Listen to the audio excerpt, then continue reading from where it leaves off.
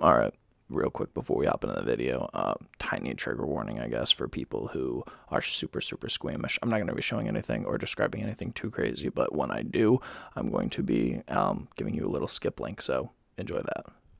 Anyway, what's good, guys? I'm glad to have you here, and if you've been on the channel for any period of time, you've probably heard me talk about my quote-unquote medical issues, for lack of a better term. Well, to keep things short, I don't go to the doctors very often, and I didn't when I was younger for very simple reason as I was poor, right?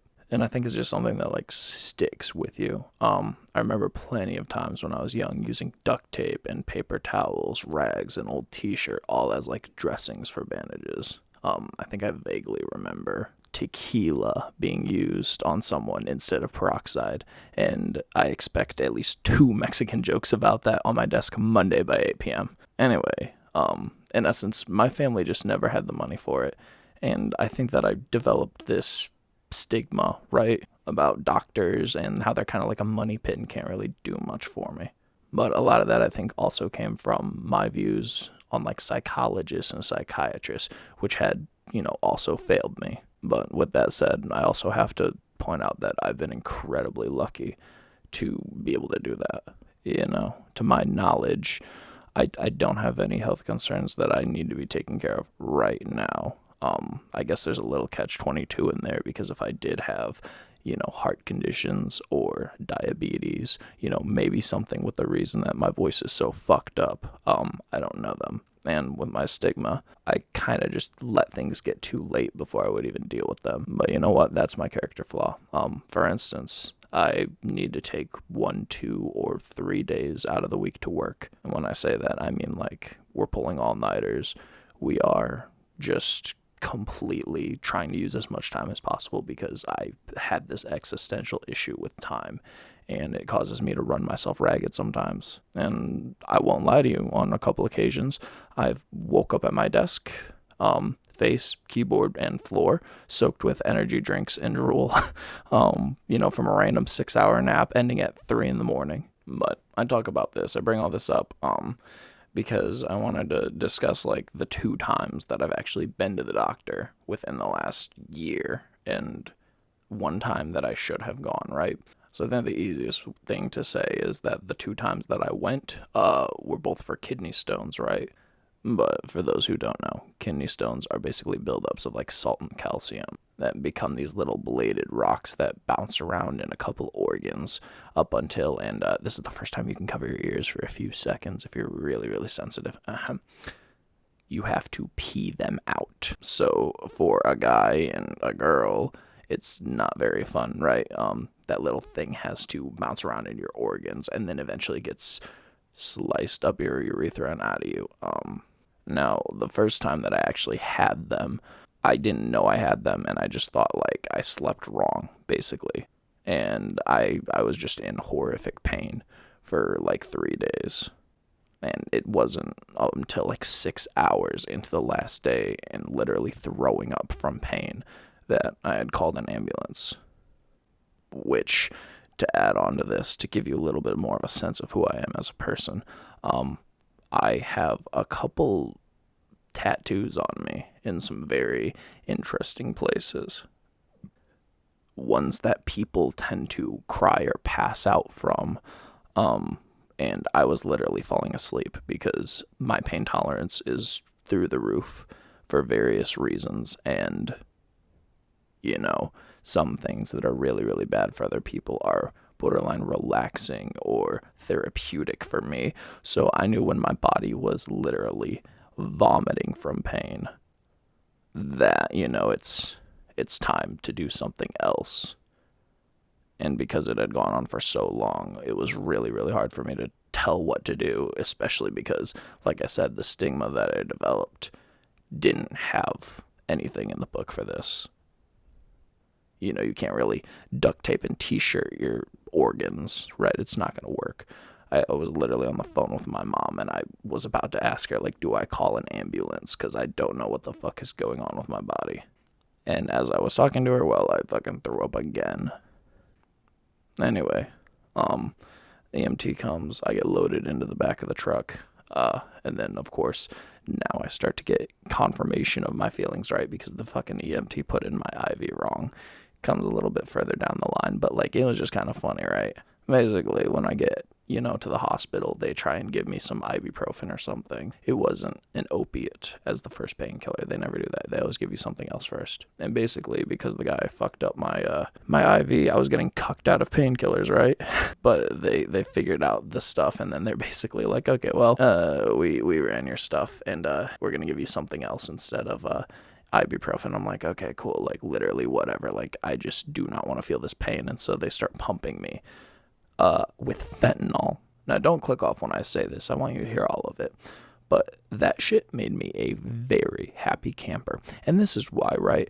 Because I went from dying, not able to move, borderline like groaning in pain the whole time, to completely being able to hold a conversation like I am having like right now. Within half an hour, I was wrong. I was wrong about the stigmas and, things that I had developed. And, opiates have always, known of their power. But up until that point, I never really knew how good they could actually be because of all of the shit that I keep hearing about them, right? I'll talk about all that a little bit some other time. I don't want to get too preachy in the video, right?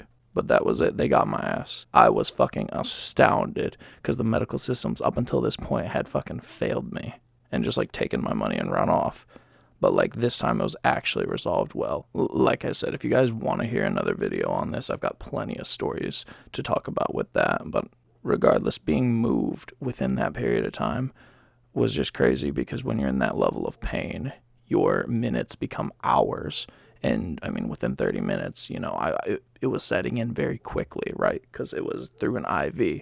So it was hitting you pretty quickly. And by the end of the 30-minute period, I was actually able to function. But leaving the hospital, I was given a pretty sizable dose of painkillers and an additional small script of some additive. I think it was like something that like bloats your cells. So it lets you pass whatever that second thing was. I didn't take it. And thus, it never actually passed, right? I can assume like it dissolved or whatever after a while. But then we come to the second instance. And fun fact on that note, I'm actually recording this a few hours after getting out of the hospital, so my bad for the lack of uploads and streams. Let's just see if this passes. Anyway, those were the times I kind of had slim choice on what to do. But let's get to the time that I should have went to the doctor and didn't. This is kind of a common story that I've been telling on the channel if you've tuned into any of my streams or anything, but I'll rehash it here because I have a feeling that there's going to be a lot of people who don't know about it. But basically, I was meal prepping one day, just chopping a bunch of chicken, like a week's worth of chicken, 2 meals a day. And to make a long story short, I dropped or had knocked a knife off of my counter. This very lovely Japanese steak knife that I had just freshly sharpened after finishing up all of my meal prep work. Honestly, I don't know how it didn't take my finger off, but it sliced into the side of my index finger. And basically, I think it cut a nerve. Ultimately, I don't know if I cut a nerve. It's been feeling like it's been asleep for 3 months. And it is cold to the touch, and I do not have a lot of grip strength in it, but ultimately, you can see the title of the fucking video, right? So this is a mystery to all of us. Anyway, this is the part where I start describing how I deal with this situation, so you can just skip to the time on screen if you are squeamish, so you've been warned. Enjoy. New section on the show called How Fuffin Deals With It. When I cut my hand, I immediately ran and grabbed a towel while, applying pressure, clenching my fist completely. I was literally dragging blood through my house in little droplets. Adrenaline had kicked in, and I was pacing my house for probably 3/4 of 2 hours. My entire arm had started radiating heat. It was just completely distracting me, again, with my pain tolerance thing. It wasn't like I was in searing pain or anything. It was more like my mind was starting to get very overwhelmed. So I called my doctor, otherwise known as mi madre, and asked what to do because medical bills are not nice this time of year. I don't really have the option to just go get my hand fixed up, right? But here's the plot. I ate some ibuprofen because ibuprofen helps to try to reduce that swelling because there was no way it was going to fit back into my hand. But I had to soak my hand in a bowl of vodka and I think peroxide or some other like hard, because I had some vodka left over because I'm not a drinker. And I think I just didn't have enough of the actual alcohol to clean the wound. But I had to keep it wet, right? Because, when your hands are wet, you can move the skin around a whole lot better. And I knew it just wouldn't be possible with dry hands. It also did a good job of, like I said, like trying to like clean up the area and also getting the blood out of the way, because at this point there was just curdled like blood clots stuck on my skin now. I knew I had to get something like that I could finagle with a whole lot better. And I had a razor from an old box cutter at my job, and this wasn't like the razor on the blade use. No, in the back of the razor there was a bunch of clean blades. And so I did the fire trick, if you know, you know. And I started trying to open my skin and push my meat back into its place. When I did as best as I could, I got some Gorilla Glue and tried to close it up. A few hours later, I did go over to my mom's where she has like a little bit better medical stuff now. Ultimately, I think it probably needed a stitch or something, but we used legitimate peroxide and we just tried to close it up with some liquid skin. Like mother, like son, right? I just had the way more trappy ghetto way of doing it. She actually had the nice stuff for it. But, for that whole month, I think, maybe it was only a couple weeks, I'm not sure, I borderline had to keep my finger bent a lot, almost in like a clenched position, because otherwise if you open it up, it's just going to pull your skin back out. So I was trying to just let the liquid skin do it. It does. But I had a job where I was moving my hands around a lot, and that became very hard. Especially after a while, I noticed that I was clenching my hands so hard all the time that the vein or nerve or whatever that runs over your finger that like controls your finger's movement was actually also starting to hurt. And after it healed for a couple weeks, it basically was just time for me to try and like work it out a little bit, like do something with it, because the way that it was working was just not going to be able to be sustainable long term. And I think that before this point, this should have been when I went to the doctor, because I kind of made a little bit of peace with like losing my finger, right? It's kind of a weird thought to have, but I was just like, at this point, like medical bills just are not in my pay grade right now. Like I've got other shit to pay for. But this is like a good example of like when I can avoid something like that, I will. With the kidney stone situation, there was no avoiding it. It was too distracting to be able to take away from my life. But to this day, I have not lost my finger. And, this is only a couple months. I still don't have feeling in it. And I probably have some form of nerve damage. I've tried working out and things like that. But even to this day, if I extend my arm too much, my entire arm immediately, like, I call it catching fire. It just feels like razor pin needles for a second. So, it's just, it kind of tells you something. I've played a lot of instruments. I played guitar for like 5 years. And, just due to the medical expenses, currently I'm in America, so you know how that goes. I just kind of made peace that I wouldn't be able to play guitar, and I still can't. It doesn't have enough strength in it, and I also don't have spatial awareness because I can't feel it. Two things I always say about myself are, I'll leave my problem for tomorrow, and then tomorrow I'll leave it for the next day. And then I always say I'll starve before I swallow my pride. But being in the hospital again, and I guess getting some form of reaffirmation that other people do exist outside of like my realm and scope.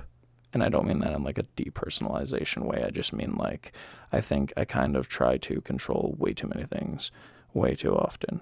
And by trying to control things in my life, it ends up impeding on other people. Of course, less so in many other scenarios when that could be the case. But I guess, this is just a time that I wanted to share because somehow, some way it became relevant. As the channel has grown far past anywhere that I could have possibly seen. I've, had 10 YouTube channels and none of them have ever been this successful, especially not in the period of time of them being open. I basically have turned down donations from people who've been wanting to support the stream and the channel and everything. And I've been very adamant. I've been very much under the attitude that, like, I have not earned your money yet. If you are taking time out of your very busy day to listen to a random guy ramble on the internet, I want that to be worth it for you. and as such, I felt like I do not deserve your money yet because I have not met the arbitrary amount from YouTube itself, being 4,000 watch goals and 1,000 subscribers. We've shattered the watch goals. And if you're still listening, holy fuck, thank you. Seriously, so much. You know, maybe if I was wrong about doctors, I can be wrong again. And even when I look at what I do, if I don't find value in it enough to be able to accept your money, even if it's being given to me, I've had plenty of people try to support. It's just kind of like, who am I to put that stop sign in front of you? And please, let me just make this really clear. I'm not asking for money. My medical stuff, my everything, my bills are my responsibility. But if you're listening to what I have to say, I mean, that's all I ask for. And if it's not convenient for your day to be listening to me ramble about a bunch of random bullshit, by all means, please use your time more valuably. If you like the videos, though, that's what I want you to be paying for. My current work situation has changed from the last time, and basically I am working off of like a pick up hours basis. I'm a very closed person when I try to be, and I'm a very open person when I don't want to be. And unfortunately, I feel like I've failed a lot of the people on the channel by taking these hiatuses and things. If you guys want to support, the link is there. If the link ends up not working, I'll change the link and I'll figure something out. But I won't stop you anymore. It just means the world to me that I have people who want to listen, like, share, and discuss these topics, and so I try to provide value wherever I can, and I will forever be grateful. Hopefully I'll be better soon, and I can get back to enjoying more things with you guys here. But for the time being, I hope I didn't take up too much of yours. And yeah, I guess Discord and socials are in the description. If you guys have any topics you want to hear about, I got a couple things I'd like to talk about, but ultimately, it's all in what you guys want. My voice is giving out now. You guys have a good one. Take it easy. Peace, peace.